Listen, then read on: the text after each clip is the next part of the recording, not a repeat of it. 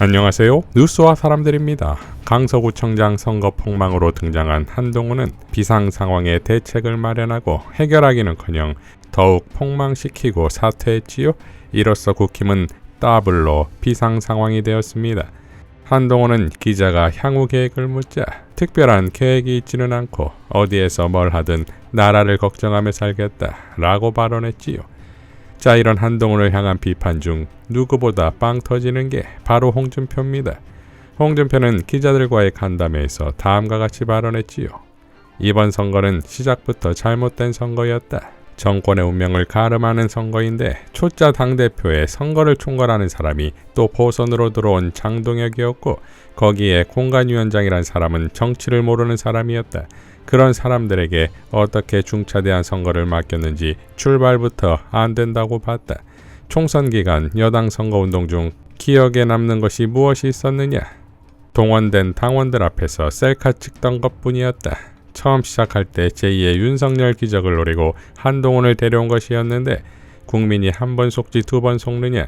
참 답답한 총선을 보면서 저러다 황교안 꼴 난다고 봤다. 그런 애를 들여다 총선을 총괄주의하게 한 국힘 집단도 잘못된 집단이다. 배알도 없고 오기도 없다. 깜도 안 되는 것을 데리고 와서는 라고 일갈합니다. 이어 2조 심판론에 대해서도 본인이 법무부 장관 1년 6개월 동안 하면서 못 잡았는데 사법적으로도 못 잡은 이재명을 정치적으로 어떻게 잡겠느냐. 정치판에 그런 것은 통하지 않는다. 트럼프 전 대통령이 왜 온갖 비리와 부정을 하고도 미국에서 뜨고 있겠느냐. 당내에도 인물이 차고 넘치는데 어떻게 철딱선이 없는 저런 애를 데려다 선거 전반을 맡기느냐.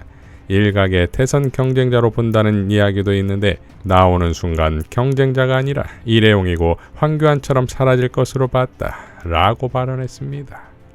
자, 한동훈 사퇴에 대해 조국혁신당의 강미정 대변인은 다음과 같이 밝혔습니다.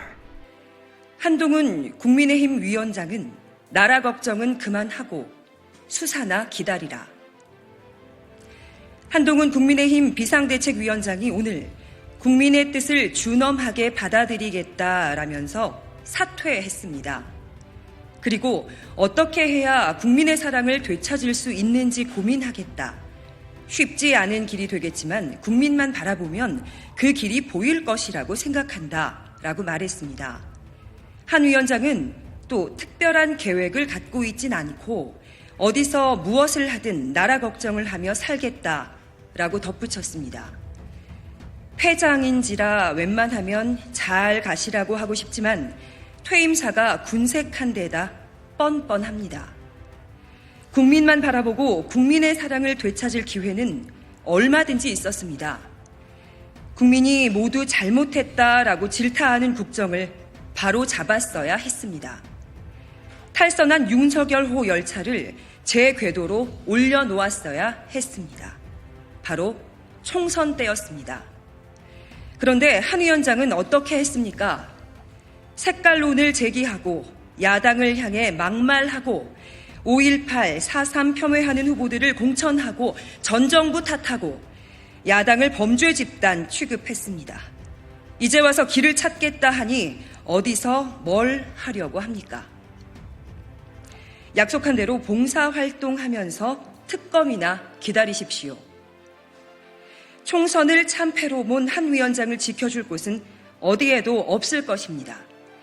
조국혁신당은 한 달여 뒤 등원하게 되면 1호 법안으로 한동훈 특검법을 제출할 것입니다. 자, 김필성 변호사는 한동훈의 히틀러 관련 기사를 공유하며 다음과 같이 밝혔지요. 선거일이 다가오면서 개별적인 정치인들을 구체적으로 비판하는 글은 나름 자제했습니다. 그래서 할 말이 있는 기사였지만 걸렀는데 이제는 말해도 될 것 같습니다. 한동훈 위원장이 여러 주목받은 발언을 했지만 이 발언이 제가 눈에 들어왔던 이유는 한동훈 위원장의 인문학적 교양 수준을 단적으로 보여주기 때문입니다. 잘 아시다시피 한동훈 위원장은 인문학적 교양을 뽐내고 싶어하는 인물입니다. 지금도 기억이 생생한 투키디데스의 책 사건이 이를 단적으로 보여주는 케이스지요. 아마 히틀러 이야기도 그런 태도에서 나왔을 겁니다. 그리고 아마도 주변에서는 와, 한 검사장님 똑똑하시다 라는 칭송 많이 들었을 겁니다. 그렇지 않고서는 이런 자신감이 나올 수 없어요. 그런데 문제는 히틀러의 등장 과정과 조국 당선자의 등장 과정은 공통점이 없다는 겁니다. 오히려 히틀러의 집권 과정은 윤석열의 등장과 더 비슷합니다. 이 부분에 대해서는 많은 연구가 있었던 것으로 알고 있고, 밀떡이나 역덕들의 주요 덕질 대상 중 하나가 2차 대전이라 아는 사람들도 많으니 더 설명할 필요는 없을 겁니다. 조국의 등장을 폄훼하고 싶었으면 다른 예를 들어야 합니다. 복수를 이유로 나라를 위기에 빠뜨렸던 예를 들어야 할 텐데 그런 예들 많습니다. 당장 국힘이 좋아하는 일본 전국시대 역사만 뒤져봐도 그런 예가 한둘이 아닙니다. 생각해보니 문제의 그 투키디데스 책에도 그런 예가 여럿 있었네요. 그럼에도 전혀 맞지 않는 예를 들었다는 건 한동훈 위원장의 인문학적 교양이 그 수준이라는 것을 말하는 겁니다. 자기 객관화가 그래서 중요합니다. 아무리 주변에서 검사장님 똑똑하다라고 칭송해도 자기 수준을 자기가 잘 알아야 이런 일이 안 벌어집니다. 라고 일갈했습니다. 정청래 최고도 다음과 같이 밝혔지요. 나는 한동훈이 정치적으로 죽지 않길 바란다. 마음 추스리고 당대표도 나오고 지방선거 선대위원장 또 맡고 하길 바란다. 그의 사고방식, 깐종 말투, 턱짓, 셀카 놀이도 변함없이 계속하길 바란다. 너무 오래 쉬지 말고 훌훌 털고 조속히 다시 나오길 바란다. 한동훈 건투를 빈다. 라고 밝혔습니다. 자, 그리고 대통령실이 한동훈을 비판했지요.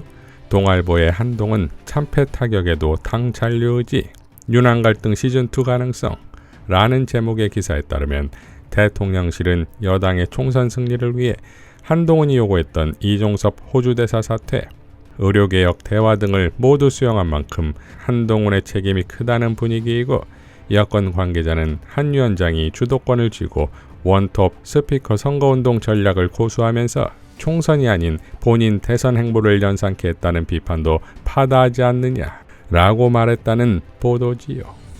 자, 결국 한동훈은 진영을 가리지 않는 냉혹한 비판과 유세기간 동안 보여준 각종 기괴한 언행들을 남겨두고서 한동훈 전용 특검을 맞이하게 되었습니다. 자, 이러한 한동훈의 비판은 결국 본체인 윤석열 비판으로 이어지지 않겠습니까? 총선 폭망으로 한동훈에게 독박을 씌우는 것이 대통령실의 생존법일지 모르겠으나 강서구청장 선거 폭망에 이은 두 번째 총선 폭망에 윤석열의 책임이 더했으면 더했겠지요. 홍준표는 다음과 같이 밝혔습니다. 천신만고 끝에 탄핵의 강을 건너 살아난 이 당을 깜도 안 되는 황교안이 들어와 대표놀이 하다가 말아먹고 더 깜도 안 되는 한동훈이 들어와 대권놀이 하면서 정치 아이돌로 착각하고 셀카만 찍다가 말아먹었다. 이 당 안에서 인물을 키우거나 찾을 생각은 하지 않고 당 밖에서 셀럽을 찾아 자신들을 위탁하는 비겁함으로 이 당은 명주를 이어간 거다. 우리가 야심차게 키운 이준석이도 성상납이라는 어처구니없는 누명을 씌워 쫓아내고 용산만 목매어 바라보는 해바라기 정당이 되었다. 이제 70대가 넘는 노년층 지지에만 걸고 하는 정당이 미래가 있을까? 청년 정치를 외치면서 들어온 그 애들은 과연 그 역할을 해왔을까? 이번 총선을 바라보면서 내가 30여 년 보낸 이 정당이 날지 못하는 새로 또 전락하고 있는 게 아닌지 참 안타깝다. 라고 밝혔습니다. 자, 그러니까 정당사에서 이미 사라져야 했을 국힘이 문재인 정부의 검찰총장을 데려다 대통령을 시킬 때부터 이미 국힘의 말로는 정해졌던 거 아닙니까? 이제 윤석열 정권과 국힘당은 뿌린 대로 걷어야지요. 자, 한동훈이 전국을 돌아다니며 그토록 외쳤던 이름 양문석이 있지요. 양문석의 당선 소감을 보면 왜 그토록 양문석을 제거해야만 했는지가 딱 나옵니다.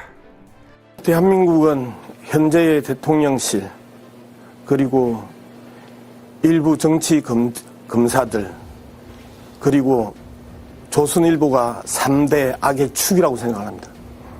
언론개혁, 검찰개혁 없는 대한민국의 정상화 있을 수 없다고 생각을 합니다. 징벌적 손해배상제를 통해서 허위사실 유포를 밥 먹듯이 하는 조선일보 등에 대해서 명확하게 징계하고 제도적으로 방지할 수 있도록 만드는 것이 제가 만약에 국회에 들어가면 해야 할 제1호 법안이라고 생각을 합니다. 자, 조선일보의 전면전을 공식화했지요. 즉 언론개혁을 위한 환상의 트로이카 양문석, 노정면, 최민희가 있습니다.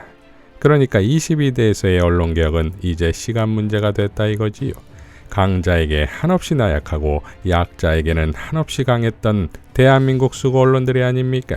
이미 추미애 국회의장이 빼박인 상황에서 이재명과 조국에 있는 187석의 거대 야당에서 역사상 가장 강력한 개혁국회의 활약상이 눈부시게 펼쳐질 것입니다. 이상 뉴스와 사람들이었습니다. 시청해 주셔서 감사드립니다.